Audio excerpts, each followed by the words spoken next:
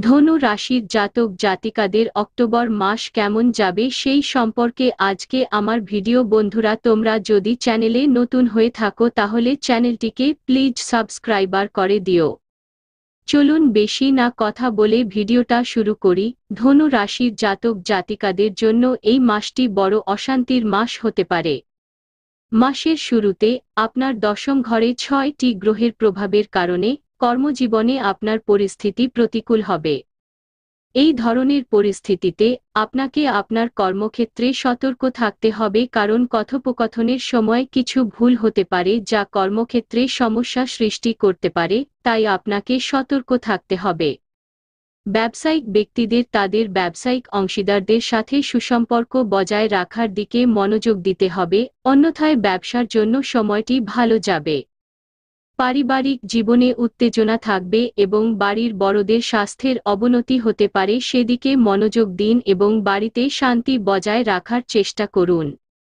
প্রেমের সম্পর্কের জন্য এটি একটি ভালো সময় হবে এবং আপনাকে আপনার প্রিয়জনের সাথে বিবাহ নিয়ে আলোচনা করতে দেখা যাবে, অর্থাৎ আপনি বিয়ে করার কথা ভাবতে পারেন। ইতিমধ্যে বিবাহিত ব্যক্তিদের তাদের স্ত্রীর ক্রোধের সম্মুখীন হতে পারে, যা কিছু সময়ের জন্য সম্পর্ককে তিক্ত করতে পারে। ফলস্বরূপ আপনাকে সাবধানতার সাথে আপনার সম্পর্ক পরিচালনা করতে হবে এবং আপনার আত্মসম্মানও বজায় রাখতে হবে। শিক্ষার্থীদের জন্য মাসটি অনুকূল হবে এবং আপনি আপনার পড়াশোনায় মনোযোগ দিতে সফল হতে পারেন। বেকাররা চাকরি পেতে পারেন, তবে স্বাস্থ্য উত্থান পতনে পূর্ণ হতে চলেছে এবং ব্যয়ও বেশি হবে, তাই আয়ের দিকেও মনোযোগ দিতে হবে।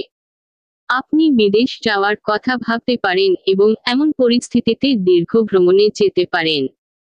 কাজের এলাকা ক্যারিয়ারের দিক থেকে এই মাসটি উত্থান পতনে পূর্ণ হতে চলেছে। আপনার দশম ঘরে শুধু সূর্য, বুধ এবং কেতু থাকবে না, তারা রাহু, বৃহস্পতি এবং মঙ্গল দ্বারা প্রভাবিত হবে। এইভাবে ৬টি গ্রহ একই সাথে আপনার ১০তম ঘরে প্রভাব ফেলবে, যার কারণে আপনার কাজে মনোযোগ দেওয়া খুব কঠিন হবে। এমন পরিস্থিতিতে বারবার আপনার মাথায় অনেক ধরনের কথা আসবে এবং কর্মক্ষেত্রের পরিবেশও খারাপ হবে, তাই আপনাকে সতর্ক থাকতে হবে।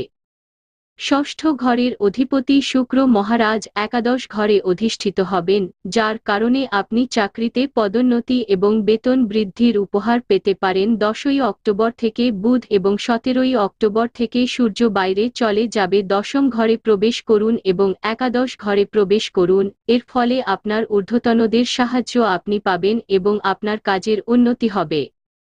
আপনি আপনার কাজে আরও মনোনিবেশ করতে সক্ষম হবেন এবং সফল হবেন। ব্যবসায়ীদেরও রাগ নিয়ন্ত্রণ করতে হবে। আপনার ব্যবসায়িক অংশীদারের সাথে কিছু সময়ের জন্য আপনার সম্পর্কের অবনতি হওয়ার সম্ভাবনাও রয়েছে। এমন পরিস্থিতিতে আপনাকে সতর্ক থাকতে হবে এবং তাদের সাথে সুসম্পর্ক বজায় রাখার চেষ্টা করতে হবে যাতে তারা আপনার কোন ক্ষতি করার কথা না ভাবে। এছাড়াও আপনার উভয়েরই আপনার ব্যবসাকে সঠিক পথে এগিয়ে নিয়ে যাওয়ার কথা বিবেচনা করা উচিত, কারণ এই সময়ে আপনার ব্যবসায়িক অংশীদার আপনার থেকে দূরে সরে গেলে এটি আপনার জন্য ক্ষতিকারক হতে পারে। আপনি যদি একক ব্যবসা করেন তবে আপনার রাগ নিয়ন্ত্রণ করুন এবং আপনার সাথে নতুন কাউকে কাজ করার সুযোগ দিন, এতে আপনার উপকার হবে। অর্থনৈতিক আমরা যদি আপনার আর্থিক অবস্থা দেখি, মাসের শুরুটা স্বাভাবিক হবে। ব্যয় নিয়ন্ত্রণে থাকবে, তবে মাসের দ্বিতীয়ার্ধে সূর্য ও বুধ একটি আদর্শ বাড়িতে চলে যাবে, যা আয়ের উন্নতি করবে।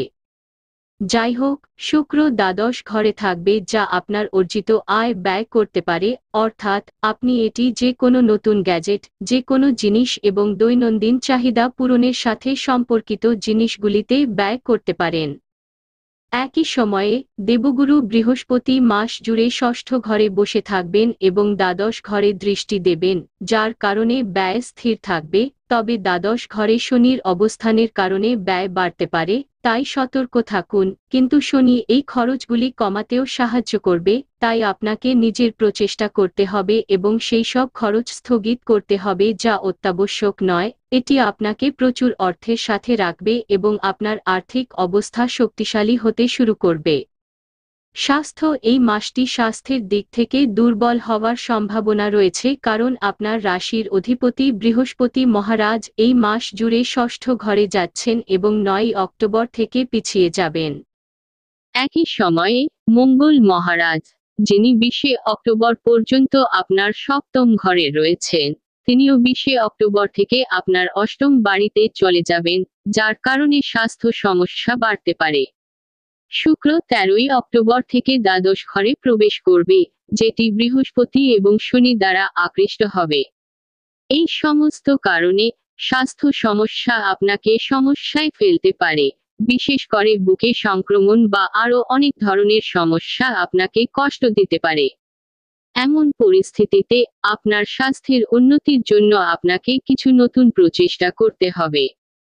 প্রেম এবং বিবাহ, আপনি যদি প্রেমের সম্পর্কে থাকেন তবে মাসের শুরুটি খুব দুর্দান্ত হতে চলেছে, কারণ পঞ্চম বাড়ির অধিপতি মঙ্গল মহারাজ সপ্তম ঘরে অধিষ্ঠিত হবেন।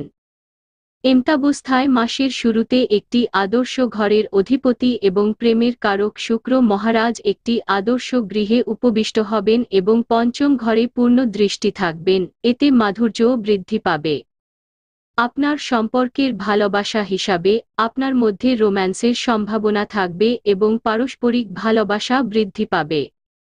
আপনি একে অপরের হৃদয়ে জায়গা করে নেবেন এবং একে অপরের জন্য অনেক কিছু করবেন, যার কারণে আপনার এবং আপনার প্রিয়জনের মধ্যে ঘনিষ্ঠতা বাড়লে আপনার সম্পর্ক আরও পরিণত হবে। যাই হোক, মাসের শেষভাগে অর্থাৎ যখন শুক্র 13 অক্টোবর দ্বাদশ ঘরে চলে যাবে, একই সময়ে বুধ 10 অক্টোবর থেকে একাদশ ঘরে প্রবেশ করবে এবং 13 অক্টোবর থেকে সূর্য দেখবে এবং পঞ্চম ঘরে দেখবে এবং পঞ্চম বাড়ির অধিপতি 20 অক্টোবর থেকে অষ্টম ঘরে চলে যাবে। তখন আপনাকে একজন হতে হবে। একটু সতর্ক, কিছু সম্পর্কের সাথে সম্পর্কিত পুরানো বিষয়গুলি প্রকাশ্যে আসতে পারে যা একে অপরের জন্য সমস্যা সৃষ্টি করতে পারে।